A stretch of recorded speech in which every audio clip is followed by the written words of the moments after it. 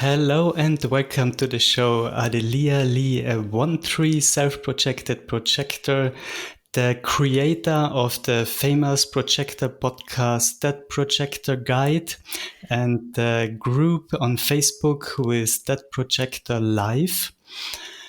And if you do not already know it, hop in. There are great people. If you're a projector, you will find yourself seen and appreciated.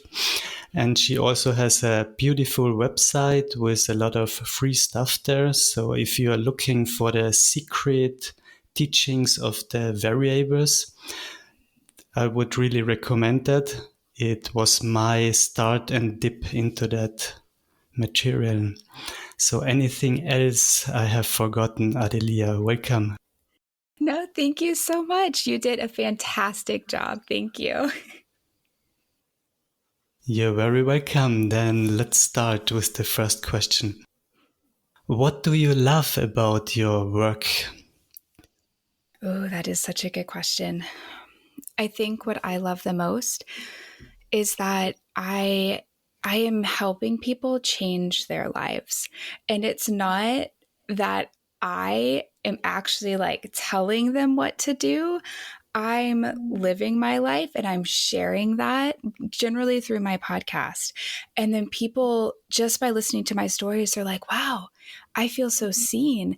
I feel so heard. And it's like, oh, yes, like just to know that I'm creating a space where people feel like they are validated, their experience are validated, and that they are seen and recognized. That is the best thing about what I do for me. You also do readings. That's where you specialize in. I forgot the most important one. So that's what you love, to show people what they already know. And then when they start to smile and get this big smiley cat face on Yes, yes. And that's so I hear that so much. And I bet you do too. When, you introduce people to human design, I say that human design gives you the language to express and understand what you have felt your whole life, because we kind of subconsciously, intuitively know what our energy is, but we never have actually had someone come in and say, you're a projector. You need to wait for the invitation. You need to rest more. You need to do less. But when I heard that, after I worked through the mental side of things, where I was like, no, that can't be right, I really resonated with it, because that's what I had done my whole life. I was never a person or a child who wanted to go be in the thick of things. I was like, I'm going to stay with the adults because they're quiet and they're calm. I never wanted to go play with other kids. I was like, give me a book, leave me alone. I don't need this right now. But, finally understanding human design, I can see, look at that little self-projected projector with her 2 centers. She was probably really overwhelmed with all the energy that was going on. So it's so fascinating to see human design really give people the language to fully understand and be able to vocalize what they have experienced. Do you also, I start again, could you also see through the games all the other people at your age played, and then you didn't want it to participate, like these manipulation games, or treating women, boys were like always pulling their leg? That's a good question. So I actually, it's a funny thing. I never really had, so I had a closer group of friends, and I never really associated with anybody outside of that. And I think because I was so in it, so deeply conditioned, that I did eventually, when I was in high school and things got a little more dramatic, I saw that drama and I was like, I'm out, guys. There were entire like weeks or months where I just did not hang out with my friend group, because I was like, I cannot handle y'all right now. Y'all are too dramatic. I'm going to need y'all to figure this out, and then I'm going to come back. But I never really experienced anything like that firsthand, which I consider myself very fortunate, at least on the school relationship friend front. So that is already kind of the authority, the self-projected we share, you never got in trouble because you already knew who you are. You do not need anything like drugs or that kind of stuff. Yes. And so I, when we're in school, um, they do a lot of things about peer pressure, right? And we have our Just Say No to Drugs campaign and all of that good stuff. And I never experienced peer pressure. And even if I had, and there may have been a few instances where I'm just not remembering it because I didn't realize that's what was going on, because somehow I was so grounded and rooted in myself. I was like, no, this is not me, or that is not correct for me. And for the longest time, I considered myself just really lucky to not have been, pressured into anything. But I think it was more somehow my self projected authority was there through everything. And I remember at times, like when I was in college, I tried out for the music school, and I was like, I'm going to go be a band director. Like that was my thing.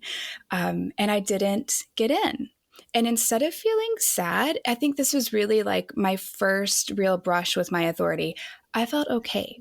Like it was that kind of peace of like, no, this is the right direction for us. And I had never experienced anything like that before in my life. But I suspect that was the first time my self-projected authority really was able to give me direction, because, I hadn't had that freedom, right? When you're in high school, you go, or just any school, when you're a kid, you go to school Monday through Friday. And like, that's what you do. And that was okay for me. That worked out all right. But that was the first time I really felt my authority be like, it's going to be okay. Did you know it, or did you also say it like, that is nothing for me? That's a good question. I do remember talking it out with my mom. And because I think my mom was like, okay, she's kind of trying to feel out the situation. Like, okay, how do I best support my child? Is she going to be okay? Is she going to be upset? But I was like, no, it's okay, Mom. This is okay. And she was like, oh, all right. Which body sensations do you connect to your authority? So for me, it is in my chest. I have read that when a self-projected projector is, they're making the correct decision or they're going the right direction, something just clicks, like a puzzle piece sliding into place. And it's like, I have felt that. It's really hard to describe and vocalize into words, but it's really like a puzzle piece in your chest sliding into place. Either that, or it's like, which is kind of where I am right now when I allow myself to shift out of the not self as it tries to claw me back sometimes, where it's like it's almost like I'm one with the universe, which is a really weird thing for, I feel like, me to say, because that's not something that I would normally associate with me. So it does seem like I'm growing a little, but it's just like this big area of expansion where it's like, this is correct. This is correct for me. And then when things are not correct, I still feel it in the chest, but it's more like trying to fit two magnets together when they're both on the same side and they push each other away. So I feel that resistance in my chest. It's almost like it's physically pushing me away from something. Very interesting, because your single definition that is so present for you. Yeah. In my case, it's always this, I have the channel of awareness too. So at a certain point, I just know. And then I talk, so they kind of mix together. Yes. Yes. Now you talk about something kind of different. Yes, very interesting. Did you have a lot of self-talks? How did you manage this intense pressure to talk, to not get to talk too much for everyone else, So my mom, this goes back to kind of school days. My mom would always say, when I got home from school, I would just talk and talk and talk and talk. And I don't remember what I said. ever. But because I never talked in class, it was, and I suspect now being that self-projected projector, being very in tune with like just what was going on, it wasn't a safe place for me, right? I didn't feel seen. I didn't feel recognized. So I'm going to hide and I'm going to not talk. Um, but when I got home, all of the observations I made throughout the day, I shared. I was in band. I was in marching band all 4 years of high school. And that was like, I really enjoyed that. That was the place where I could hang out, where I could really kind of be myself and where I was recognized. And my mom was always like, you just always know what's going on. I like the flute section and the clarinet section. Oh my gosh, there was so much drama there. I hung out in the low brass because I played tuba. So I hung out with all the guys and they were so much more chill. And I was like, oh, these are my people. They're so simple. But I saw all the drama going on in the woodwinds, and I would come home and tell my mom about it. So it was like that projector observation, and just I didn't realize that's what I was doing at the time. But my self-talk came out after the school day, and then it just like was a torrent. My mom was like, I just had to sit there and go, uh-huh, uh-huh, uh-huh. And it's kind of to sort all the thoughts. And also, maybe it's the only way that your system can get rid of this energy. It's also when for example, when I meet my mother and she has a lot going on, or when I even do some body work on her, I start to talk uncontrollable because I could feel, oh, there is this stress going on from her defined root, and it's kind of expressing through my voice. So it's not healthy, but it's a way the body deals with it. Yes, and so you bring up a really good point, and I'm going on a family vacation in a few weeks, and there will be 11 of us total, 8 adults and 3 kids.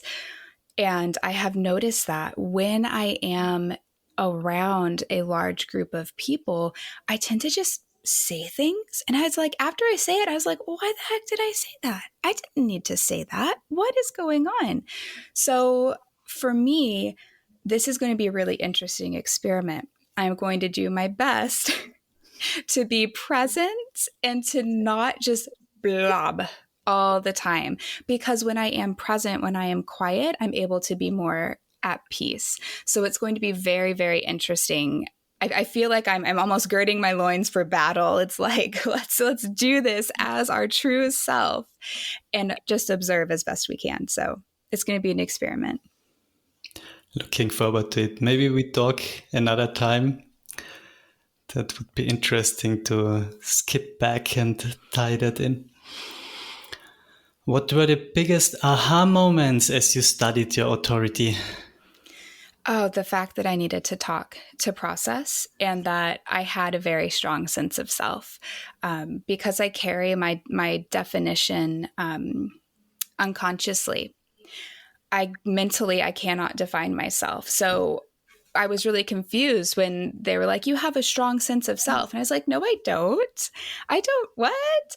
But when I am simply being and I am talking in the moment and things are aligned, it's like, yes, I do. I see that now. But if you were to sit down and be like, Ardelia, tell me about yourself, I'd be like, oh God, not again. I can't do that. I can't do it. It's so surprising when we hear ourselves talk. I was like doing one-on-ones for free, like every projector, kind of with no boundaries. And then one day after years, I said to a close friend, oh, it ever brought me only misery. And I said, oh, yeah, that's right. Listening to myself. And also what you mentioned before, it's kind of this authority is very stable until it is not. And then it turns around 180 degrees. Do you experience that the same, that you say, oh, I'm doing music, I chill out with that guys, and that one day you totally switch and you are gone? Yes. And I have heard that, like, the self-projected authority, something is correct for it until it's not. And then it's just like, boom. this is all wrong. I can't do this anymore. Yeah. When we had our house, I would change the furniture every 6 months or so because it's like, nope, this is not working anymore. We have to change it. We have to change it. And so we would. My husband was always very obliging. And we shuffled a few pieces around here and there. Then it was like, that's better. This is it. This is good for the next 6 months. So interesting that you mentioned it, because I have the same kind of style. My landlord, the woman does it the same at home, and the male one always says her husband with a funny voice, "You're as crazy as my wife." I think the 10 years I'm in that apartment, I've moved the furniture in my living room probably 5 times or so. Yeah. And it's kind of natural. We change, so our surrounding needs to change. Yeah. Otherwise, there's a friction in the field.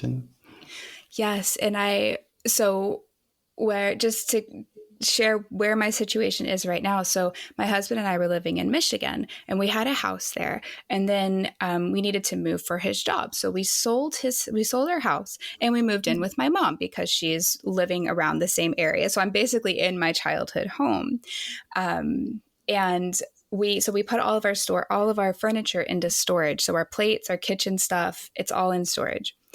And I know what's going to happen. I know what's going to happen when we finally go to move, which we're anticipating doing the next year or two. I'm going to pull everything out of storage. I'm going to be like, that's got to go. And that's got to go. And I don't like those plates anymore. And that's not correct. And I can't stand that. It's just going to be awful. And I'm going to, we're not going to get rid of it at first because, like, money's a thing, right? And why throw out perfectly good plates if you can use them for a little while? So, but I have already decided we are going to slowly pare down what we can keep and what we can and what needs to be replaced. But I already know what's going to happen.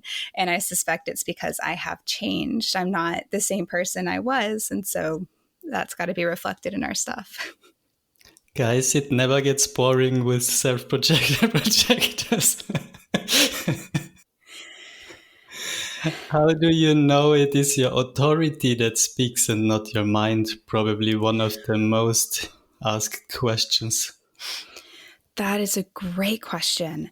So for me, it's how I feel. It's that kind of chest feeling, and I suspect it's because, again, I carry my definition in my body, in my unconscious. So for me, it's more of a physical sensation, or it's like I can relax into it. If I'm like, yes, this is me, It then clicks. yes, exactly. And I do that with clothes shopping too. When I go shopping for clothes, it's like I buy one or two things and that is it, because I am waiting for that. I've realized if I don't feel that, if I'm like, oh yeah, it's fine, then I'm not actually going to wear it. But if I'm like, yes, I can feel this is me, then I will wear it more, which is the weirdest thing to say when I'm looking at a dress and it's like, that's me. It's like, it's a dress, but that is what gives me that self-expression. And that is everything. I've coined the phrase, like, it's unless it is when it is a question, it is not an answer. So when you say that's it, then you know it's it.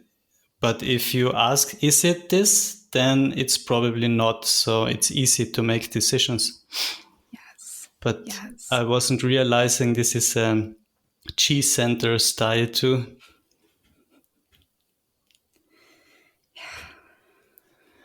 We already talked a little about acceptance and how you saw yourself through human design. Do you want to give us some examples from your chart?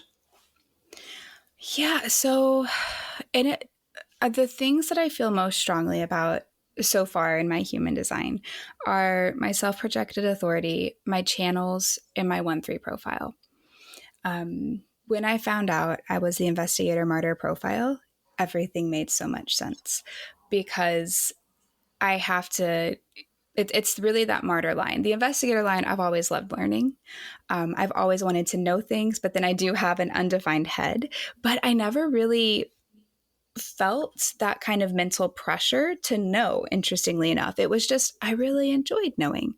Um, but it's that third line. It's my favorite line, which is funny because I feel like it often gives people the most grief.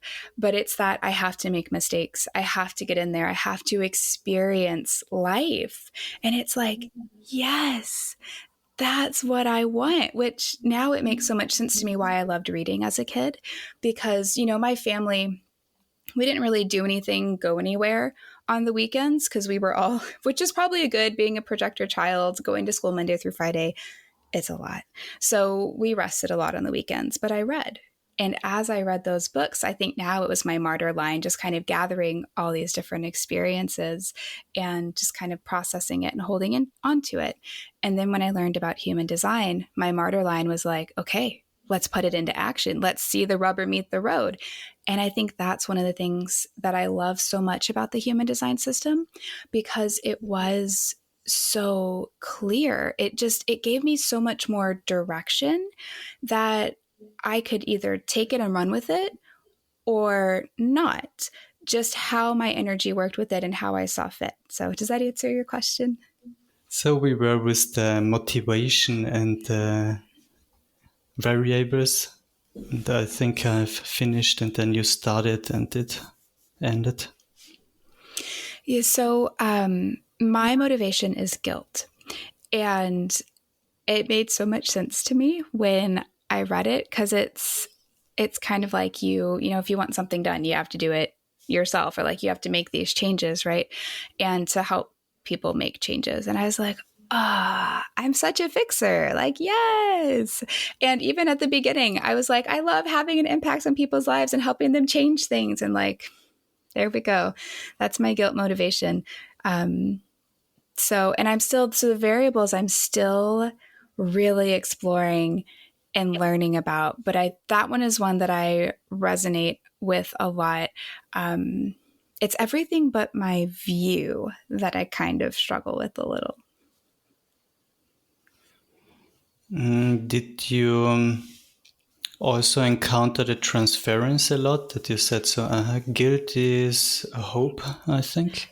Yes. Oh my gosh. I love being in hope. It's so much easier than being with the guilt motivation. Are you kidding me? Like, let me just sit back and hope that things change. Heck yes, I love that. Unfortunately, that's not correct for me.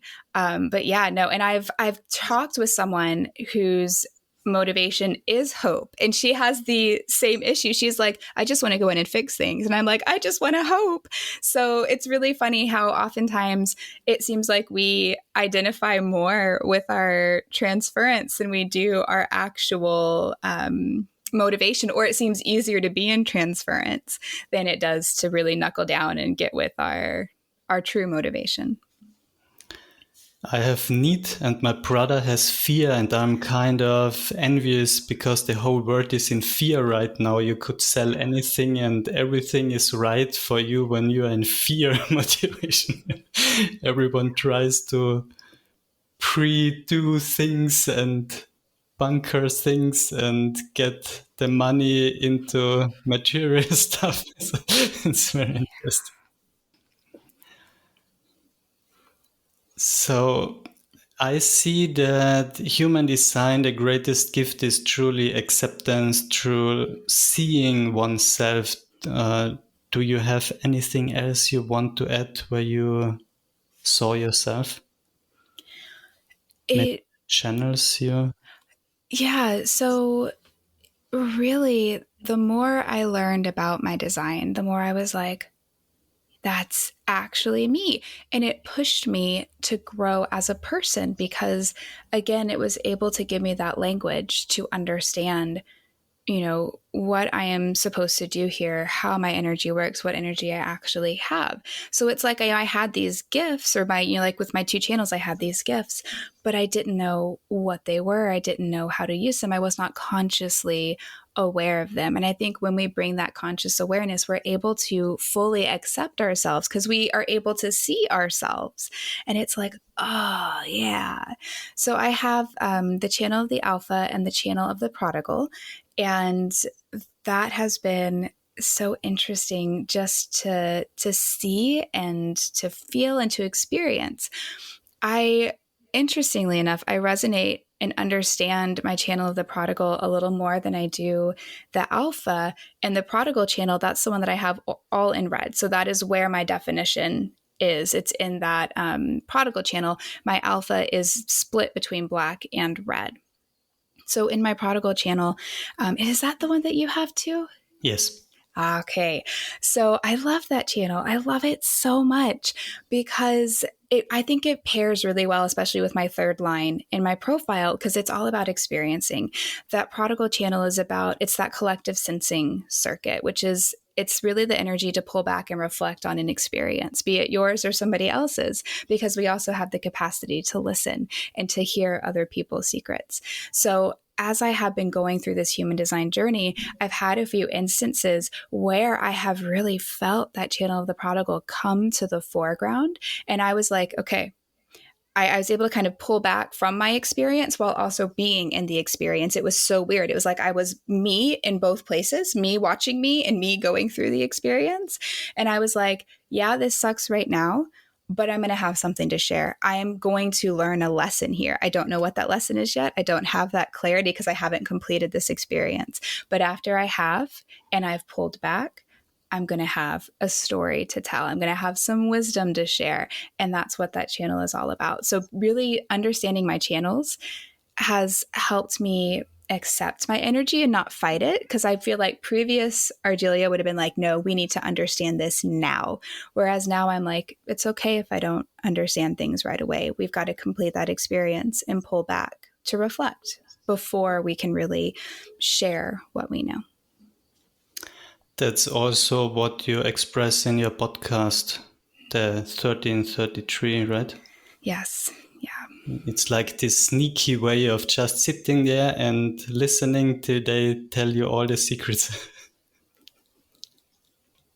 Yes. And I've said before, my podcast is kind of selfishly made because I needed a platform when I was first learning human design. I needed a way to process what I was learning. And I process through talking. Like a self-projected projector, I process through talking.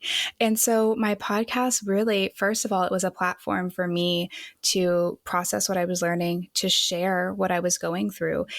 And finally, lastly, to support fellow projectors. But it really was, this is what I'm doing. I want to share it with you. This is what worked for me. This is what didn't. And that was like the whole foundation of my podcast, was that simple, I want to share what I'm doing with the world. Do you know what line you have in the culture of the Pearl sequence, Jinkies? I do not. I could look it up if you told me what I needed to look for. If you have your Gene Key profile handy, it's just the Pearl, the triangle on the top, the blue ones, it's the Pearl sequence. Okay. And the right one is culture. And there you have a Gene Key and then point and the number, the line. Okay, cool. Let me pull that up. I was so prepared. I had your chart. I had my chart. Yeah, that was a not intended question. I talk a little about mine till you fetch yours. Yes. For me, it's the fourth line. And the fourth line is network. So one is I do it alone, two is with a partner, but the partner can switch. Like if you do one-on-one, it's two, the second line too. The third line is like family size, 3 to 15 people. And the fourth line then is network, so worldwide, for example, or connect different families. And then you go to the fifth line, that is like power. They are the most powerful, they just take the fourth line and abuse it in the shadow side. And the sixth line is like, why are we doing this? Like questioning, it doesn't belong anywhere. Yes, like always with the lines. So I was just interested if you might have a fourth or second line. Okay, so I'm looking at my pearl sequence. What am I looking for again? On the top, you have a triangle in blue. Yes. And That. the right one there, it says culture. Mm-hmm. Okay, so that's my 33, and that is in line 1. Line 1. Okay, very interesting. So you can do it always like, okay, you do your podcast with yourself. That's the most natural for you. I'm just happy with myself. Marketing is none of my business. That's the second line. The big marketing is none of my business. That's the fourth line.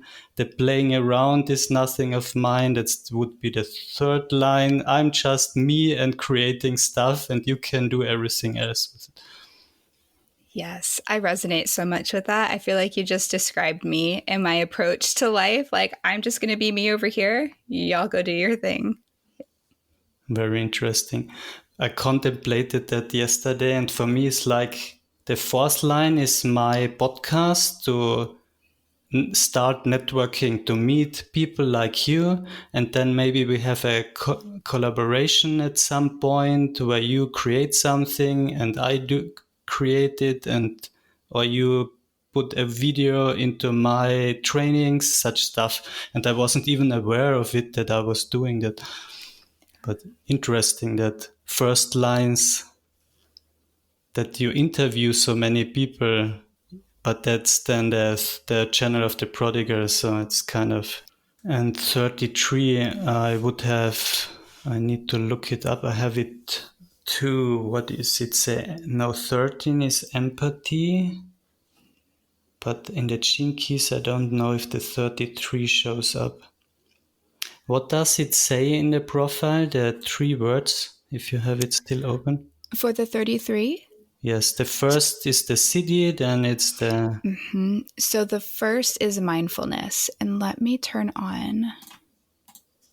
Oh, no, that's the gift. No, the gift is mindfulness. The city is revelation. And the shadow is forgetting. Interesting. So that's what you live out with yourself. Either you forget, you are mindful, like you talked before we started, where you go into that adult group and want to stay present. And then you have the city, the highest expression. Sorry. What was it? Revelation? Yes. So you bring the revelation to us when you do your stuff and let us listen in your own process. It's kind of perfect what you talked before. So cool. I loved that stuff.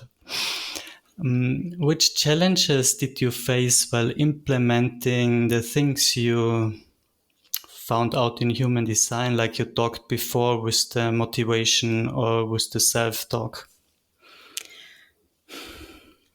I think the biggest challenges that I faced all came from me. It was, can I get out of my own way? It was having to unlearn all of this stuff. And I have 2 younger children. They're 9 and 7 now. But when I was in the very beginning learning this, they were I think one was a toddler and one was, so like maybe 2 and 4. And it is hard to be the parent of small children like that. And on top of that, to try and figure out how to be a projector. And it was just like, what? So for me, I was my biggest challenge. And I'm still very much in that process of continuing to unlearn. It's really funny. It's like as soon as I feel like I've got things down, something happens and it's like we have to go flip tables again and start from the very beginning. It's like, okay, let's go back to our basics and let's do this all over again. But I would say learning to decondition my sacral center has been sacral and root, but my sacral is completely open. That was hard. I remember in the definitive book of human design, Ra said, the open sacral, the completely open sacral, doesn't ever know when enough is enough. It just waits for exhaustion to overwhelm it, so it stops. And I was like, holy crap, that's me. But I've also found that you can actually decondition the open sacral. It just might take a little longer and it might be a little more of a challenge. But I've finally, for the most part, gotten to the point where I know when I need to stop. It's like, okay, I need to stop now. It's easier when I'm by myself and I'm working and it's like, it is time to stop. I still sometimes have days where I overdo it, but not as badly as I did previously. The bigger challenge for me comes in the group sittings. Am I talking too much? I need to be quiet. Or even just, the group's like, we're going to go here. And then me feeling that kind of pressure to go along, especially with my in-laws. They're all wonderful people. And my mother-in-law has finally gotten to the point where she understands that I need more rest.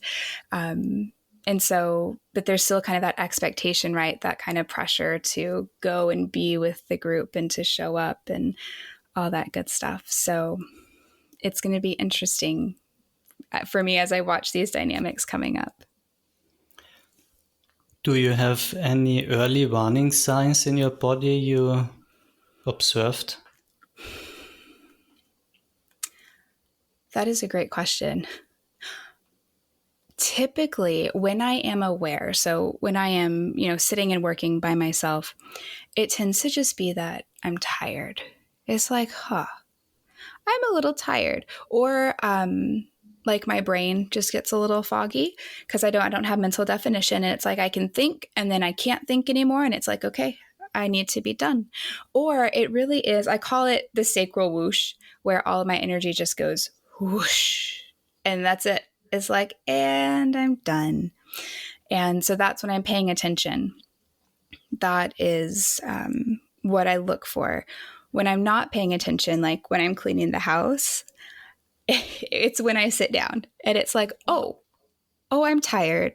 I think I'll stay here for a little while. Okay, interesting. That would be already a little late for me because mine is open too, my sacral. Something I wanted to add is ultimately we would become boundary masters because we would be wise. So we can teach others when it's enough. And for me, it's like annoyance. And later on, I start to get tired and then I start to complain. And if I overdo it, I get aggressive. So, but that would be already bitterness, aggression. That's the most life-changing idea I got was like, take a break every hour. I really set the timer when I'm working. Every hour I do a break for 10 minutes and then I realize, I have been a hell of a lot of stressed and already I'm in resistance and annoyance and it just gets away with us. And also it's when I started to play around with this weaving in and out of groups, it's always the moment I leave the group, there is friction, like they don't want me to go.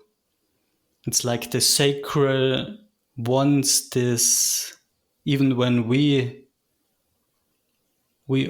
absorb the sacred energy, but at some point we give them attention and appreciation, so they don't want this be seen that we leave. It's so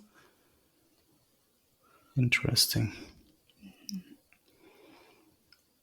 And I also feel my throat starts to itch a little bit, like it gets sore, like the very early stages of throat ache when I talk too much, or when someone suppresses my expression, like the not self always calls the not self, like you sorta kinda already talked about this. They always want the not self. It's so interesting. My grandmother and my father want me to be my not self, and they have a problem with myself, and that's what we have been trained to be, and that's why we become the super slaves as projectors, because we have so much not self. And the mind loves it complicated. So everything you said is like, oh, it's easy, it's in a Taoistic book I read in the Western world, you are like more and more and more to a peak, and in the Eastern world we are like less and less and less. We get wider and wider and wider, and that's what our natural way is. We are so in tune with nature. It's everything is provided for us to really get into that trust. And on our pre-talk, I said it takes a lot of determination. And then I said, oh, that was the not self of the ego center will, It's not determination. It just is easy. I do not need to fight it or fight for it or make it happen. Now I could feel your channel of the prodigal. How has it changed the way you do business when you got into human design? Oh, that's good. I think I'm looking at my undefined willpower right now. I just have one gate off of it. Or just go on and talk about it if you want. So it's not needing to prove myself. I don't have to prove myself. And that changed the way I wrote sales pages. I'm not here to prove my product to you. That's not the function of my sales page. My sales page is to tell you about my product. It's to help you make an informed decision, but it's not for me to prove whether or not you need it. I'm happy to be excited about it, right? And share that excitement on the sales page, help you understand, what are some things you can do after you've gone through this? Like, what can you expect? How is this potentially going to change your life? Which is all kind of salesy in and of itself. But I'm not approaching it from that angle of I need to prove myself. I'm just like, here's information I would want to have. If I were looking at buying this, I want you to have it as well. And was just really letting that go. And my undefined will, it's been really interesting watching it come up in my life, because there's so many times where I've see that. And it's like, still, even with my in-laws, they keep coming back up. I still feel the need to prove myself. And my husband, because I was kind of, stressing about it, because I am so different. Like, my husband and I were almost like the black sheep of the family. And as someone who married into that family, I'm like, dang, I'm so different. And that then I start feeling bad about myself and who I am. And as a self-projected projector, that's all I have. That is all I have, is who I am. I have nothing else. So it's very damaging to me when I start being like, who I am is wrong. I have to change who I am. And he looked at me and he goes, I married you. I love you. I don't care what my family thinks. And I was like, you're right. You're right. Yes. And so that, just understanding that undefined will and how it works, that's been a multi-layered journey too. Because at the beginning I was like, oh, I need to stop proving myself. And it was actually with my husband. He has never, ever been like, I need you to prove yourself to me. You have to prove yourself. He doesn't even have a defined will, but I felt like I needed to prove my worth to him, probably just good old fashioned family conditioning coming in there. But then I was like, you know what? I don't need to prove myself to you. And he's like, no, you don't. You should never have been doing that in the first place. And so, moving from that undefined will into business, it was like, oh, I don't have to prove myself to other people either. And then finally having that big realization of, I am a self-projected projector. This is who I am. And there is absolutely zero need to prove myself or defend myself. Like, you can come at me. I've had people in the human design area like be like, well, you're not doing it right. Like, I'm sorry, how are you going to tell a self-projected projector they're not being a self-projected projector correctly? Like, I mean, it's fine, you can do it. I don't care to get into an argument about it because I have no energy. I'm just going to do me. And so that understanding that really just kind of set me free to be like, I don't have to prove myself. And I love that, actually. So when you have the G center as a self-projected projector, we take every critique as very deep. Like, it's everything we do is expression of ourselves. So every critique is a critique on ourselves. And then with this undefined will center, it's like, then it's so easy to get into this explanation mode. And explanation is already kind of proving yourself to someone. And so I also have the heart, the will center. Mine is totally undefined. That's my second one. But it's so similar what you talked about. It's the whole Western world runs on the will center and the sacral center. And it's like you're not even there. It's like, okay, I'm fine with not doing anything.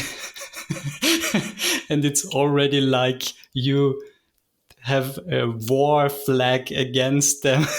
You know, everything you do doesn't matter to me.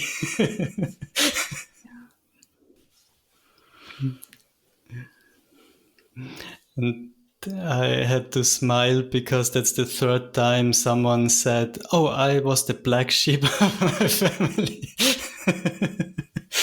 And as a defined G, you can't do any other way. There's no other possibility to bend yourself to their needs. It's just like killing yourself, and that's impossible.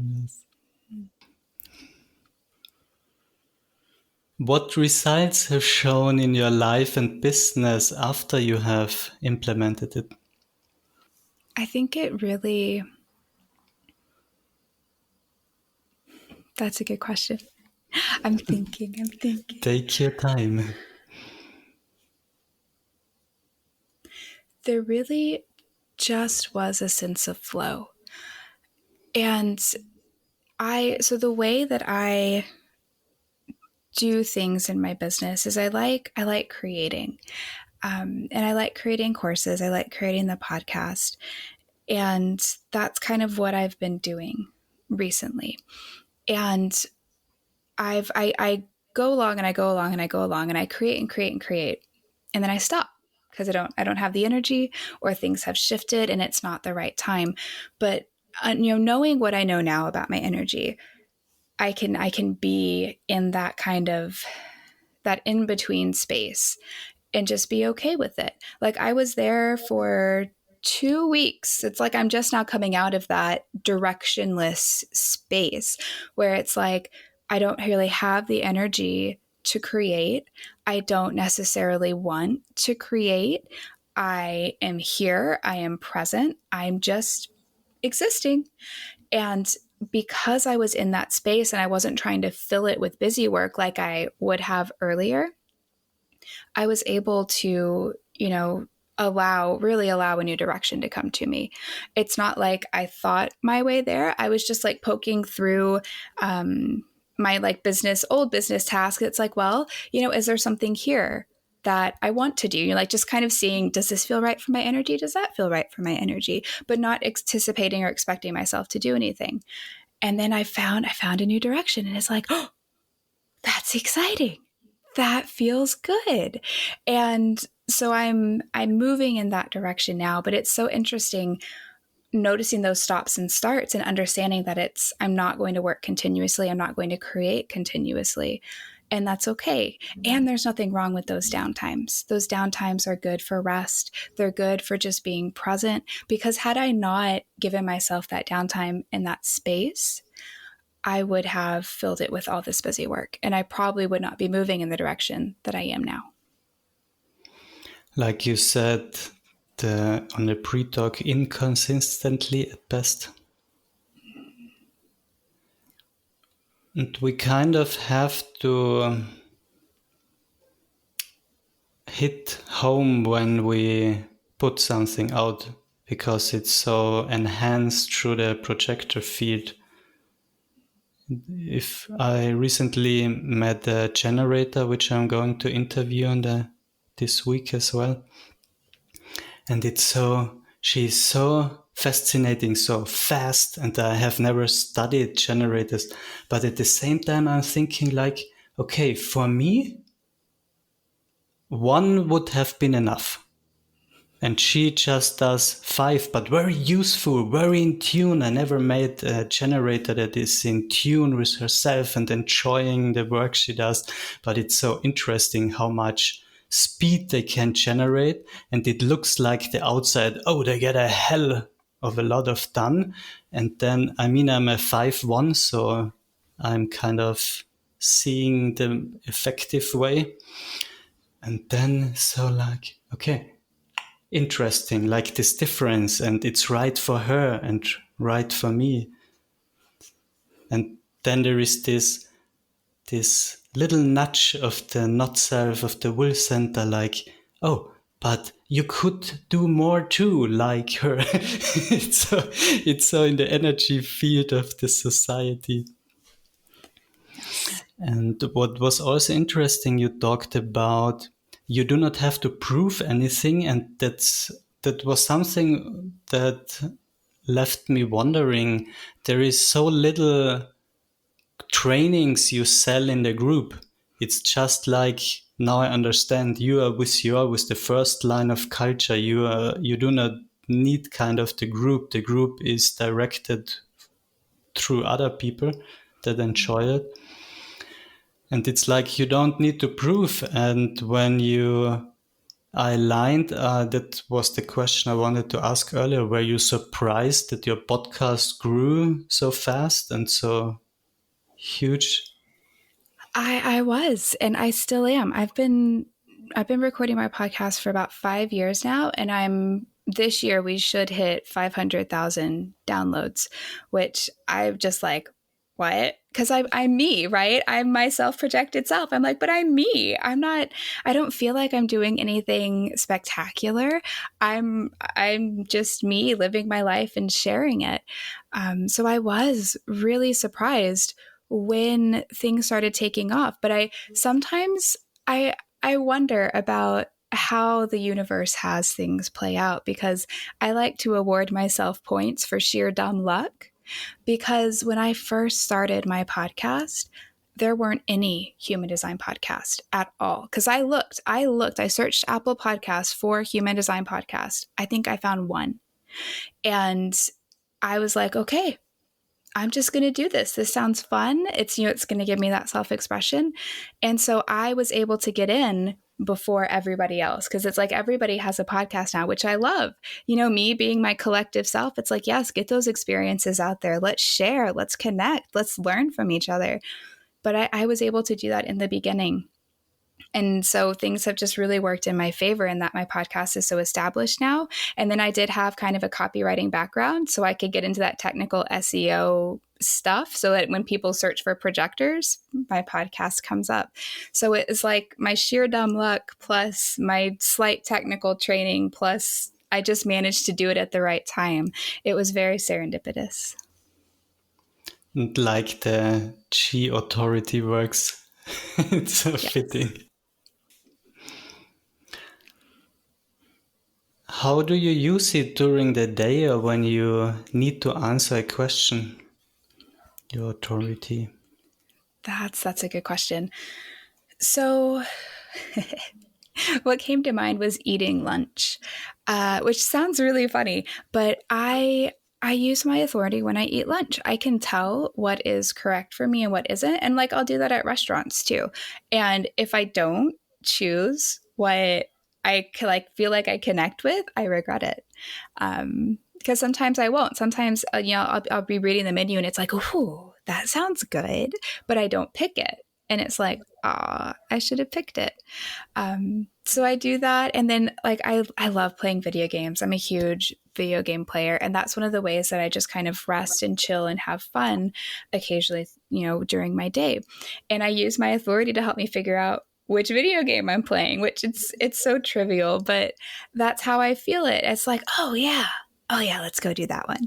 And so there's that. And then as far as answering questions, honestly, I just turn my brain off and I just talk. I don't often think when I answer questions. It really is that spontaneous bubbling up of the self. You just need to know when to stop, which you really have done. So, yes. How do you go about when someone comes to you and wants something from you, like a new client, and how do you know this is correct for you, entering correctly or not? Typically, it's how I feel in their energy. And I actually haven't had to turn down a client. The ones that I have not felt aligned with did not move forward. So it's been actually really nice because I don't want to have to be like, I'm so sorry, I can't work with you. And I don't know if my energy helps take care of it, their energy helps take care of it, but I have not moved forward with anyone who has not felt correct. And it's been really nice. And it's just that my energy doesn't work and we don't move forward. Like always, when you really understand it, it's just so easy. Yes. Is there anything you would like to share with your authority colleagues? Like what? I don't know. Just be yourself. You can't Right. do anything else. That's the thing. And I say that a lot. I'm like, just be yourself, which sounds so cliche. It sounds like a Disney movie. But that not only just be yourself, but love yourself. That is so important. I love what you talk about when you talk about acceptance. That is so important. We need to be ourselves, but we also need to accept ourselves and be like, you know what? We're pretty cool because we are. And I think it's important for us to tell ourselves that. There are some days where I'm having a hard day and I'm like, you know what, Ardelia? It's going to be okay. And like, I'd say that to myself. I'm sitting there and I'm like, it's okay, kiddo. You're going to be all right. You got this. I know what you're talking. When I'm in this mood, I do it myself, and I tell it a friend of mine, and she said, "Do you really do that? Talk to yourself so kind like that?" So interesting that this is the authority too. Yeah, it's be kind to yourself. Yes, it's so often in these projector groups that I read, "Oh, I do not want to be a projector." But it takes a while. It's like with sensitivity and empathy, all our gifts have been made small, put down, wasn't correct, and then we get into this victim mentality. And if you're fortunate, we get into the aggressive kind of part where we want to scream to everybody, and at some point we see the gift in it. It's just, if we surf that wave, it's alive. Many will envy us. It's just so easy. I heard recently, we do not create through doing, like the generating word, we create through our energy. And I always said I'm like a magician. That's what I always wanted to be, a sorcerer. And that's what we are. We can work with the sacred energy of Mother Earth. We can take it and create our life with it. That's what magic is. Yes. Yes. And To kind of dovetail off of that too, one of the projector gifts is to be fully present. And to, when we are calm, when we are still, we are fully present, and then we see things that other people miss. And I didn't fully understand that until I did an escape room. Have you done one of those? No, but I know the games where you need to figure out how to get out Yes. and puzzles. Yeah. So I was again with my in-laws and other people. So it was like me and 10, 12 other people. It was overwhelming energy. Oh my gosh. And because there were so many people there, just like, oh, let's go here, let's go there, let's go there. I just stood and I observed. I literally just stood and I observed, and I noticed one of the patterns, and that did not come up until the very, very end. But I had the insight everybody needed to move forward, and I offered that at the correct time. But other than that, so I was observing, so I had a few different things to offer when it was the right time. Other than that, I let everybody else go forth and do all the things. I just stood and I was present and I observed, and I was like, oh, so this is what it's really like. And that was really cool, just to have those things to offer when they needed it. Oh, so nice. That's because our sacred is undefined or open. Our natural state is calmness. So a generator can never be truly still. Do you want to give people something or tell the offering you have, or what do you work at the moment? Just listen to your podcast. Yeah. So listening to the podcast is probably a great place to start. All of the content there is free. I think we're up to like 180 plus episodes now. So there's a lot to go just listen to whenever you want. So easy. I love it. You're so down to earth still. After it, you have quite some success in the outside. And I do appreciate it with the kids you have. It is a great, how do you say it in English? Idol to many mothers, I guess, like with children, husband, and you still do it. It's not hard for you. It's just natural for you. Mm-hmm. I do outsource though. I have my kids clean. They're at the age I'm like, you're part of a family. You've got to clean, kiddos. I can't do this on my own. Is there anything else? It feels very closed. It does. Yeah, no, I'm good. Thank you for being on the show, Ardelia. It feels very calm, and the underline I have for me is just be yourself, projectors. It's easy like that. Yeah, it is. And thank you so much for having me. Oh, one thing. We interact. Ardelia is going to interview me as well. And so we will share both podcasts. Is it all right with you to share this one on that Projector Live as well? Oh, you mean like in the group? Yes. Yeah. Okay, perfect. People, you already know where to go along, and when you're there, it's perfect. Thank you for being on the show. Bye. Some info at the end. I have pre-recorded a lot of audios, but then my laptop decided to go on a holiday in the repair shop.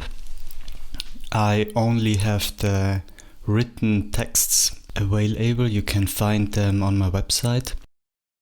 And I also have launched my first training about the not self, how to get out of the not self and stay there.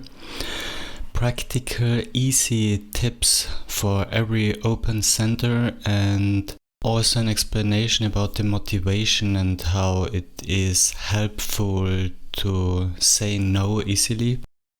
You know when someone comes into your field and it isn't right for you. So when it's the transference, if you know what I'm speaking about, it's for beginners. So don't worry, just basic knowledge is needed. That's everything. Thank you for listening to the show.